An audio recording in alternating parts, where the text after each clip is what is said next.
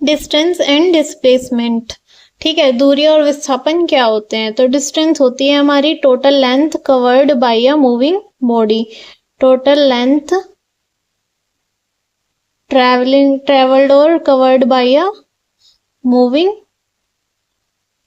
Body is said to be distance. ठीक है, वहीं दूसरी तरफ डिस्प्लेसमेंट क्या होता है हमारा? होता है distance between initial and final point. ठीक है,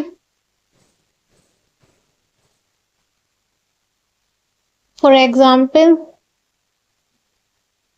पहले कोई कार पॉइंट ए से पॉइंट बी तक जाती है हमारी 3 किलोमीटर। ठीक है, पॉइंट ए से पॉइंट बी पे जाती है 3 किलोमीटर। देन वो बी से सी पॉइंट पे जाती है हमारी 4 किलोमीटर। ठीक है, डिस्टेंस हो गई हमारी 4 किलोमीटर। ठीक है, अब हमें यहाँ पे डिस्टेंस और डिस्प्लेसमेंट बताना है कि कितना होगा। ठीक है, तो डिस्टेंस तो होती है हमारी टोटल लेंथ जो भी बॉडी ने कवर करी है, मूविंग बॉडी ने। ठीक है, तो यहाँ पे डिस्टेंस हो गई हमारे पास, डिस्टेंस इजिकल्स टू पहले कार कितना चली ए से पी पॉइंट तक 3 किलोमीटर, प्लस उसके बाद कितना चली बी से सी पॉइंट तक 4 किलोमीटर। तो कितना हो गया टोटल 7 किलोमीटर। ठीक है, वहीं दूसरी तरफ इसमें डिस्प्लेसमेंट क्या होगा? डिस्प्लेसमेंट होता है हमारा distance between initial point and final point, या फिर कहेंगे शॉर्टेस्ट डिस्टेंस बिटवीन पॉइंट्स। जितनी भी उसने डिस्टेंस ट्रेवल करी है उसमें सबसे इनिशियल पॉइंट और फाइनल पॉइंट के बीच की जो शॉर्टेस्ट डिस्टेंस होगी वो क्या होगी? हमारी डिस्प्लेसमेंट। ठीक है, तो पॉइंट ए से सी तक डिस्प्लेसमेंट ये हो गया। ठीक है, यहाँ पे पाइथागोरस थ्योरम लगा लेंगे, पाइथागोरस थ्योरम से। ठीक है, कितना हो जाएगा? कर्ण का स्क्वायर बराबर लंब का स्क्वायर प्लस आधार का स्क्वायर। ठीक है, तो यहाँ पे कर्ण कितना है हमें बताना है कितना होगा। तो डिस्प्लेसमेंट हो जाएगा ये हमारा, लंबाई कितनी है 3।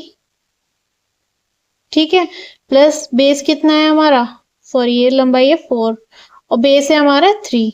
ठीक है, इनका स्क्वायर हो गया तो ये कितना हो गया 16 प्लस 9 25। इसका स्क्वायर रूट कितना आ जाएगा 5 किलोमीटर। ठीक है, और इसमें डायरेक्शन कौन सी हो गई हमारी? ये हो गया ईस्ट, ये हो गया नॉर्थ, तो ये डायरेक्शन कौन सी होगी? North east.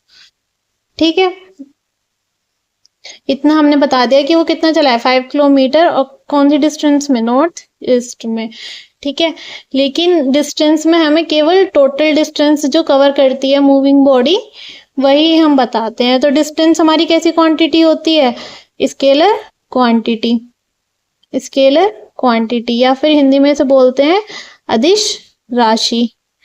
ठीक है, वहीं दूसरी तरफ डिस्प्लेसमेंट कैसा होता है हमारा? Vector quantity, vector quantity.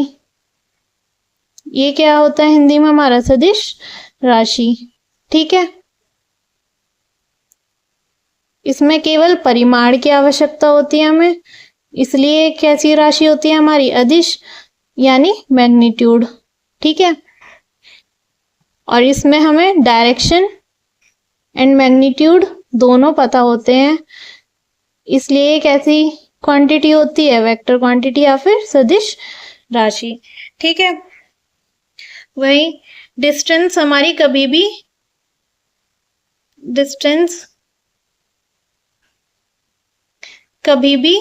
Zero नहीं हो सकती, कभी भी जीरो नहीं हो सकती, लेकिन डिस्प्लेसमेंट हमारा जीरो हो सकता है। डिस्प्लेसमेंट जीरो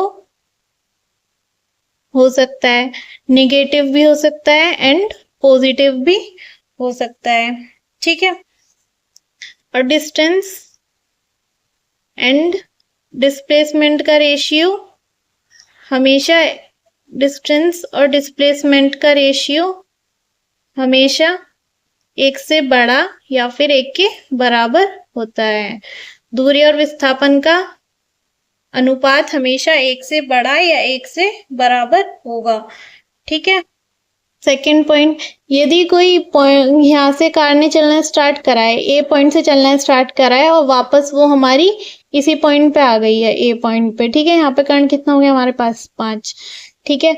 तो टोटल डिस्टेंस कितनी हो जाएगी? Total distance is equals to कितना, पहले ए से बी तक कितना चला है 3, एंड देन बी से सी तक कितना चला है 4, प्लस सी से ए पॉइंट तक कितना हो गया 5। तो टोटल डिस्टेंस कितनी होगी 12 किलोमीटर।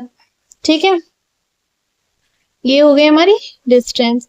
और अगर कोई भी पार्टिकल हमारा इस पोजीशन से ए पोजीशन से चलना स्टार्ट करता है और वापस उसी पोजीशन पर आ जाता है, तो डिस्प्लेसमेंट कितना होता है हमारा? 0। ठीक है। क्योंकि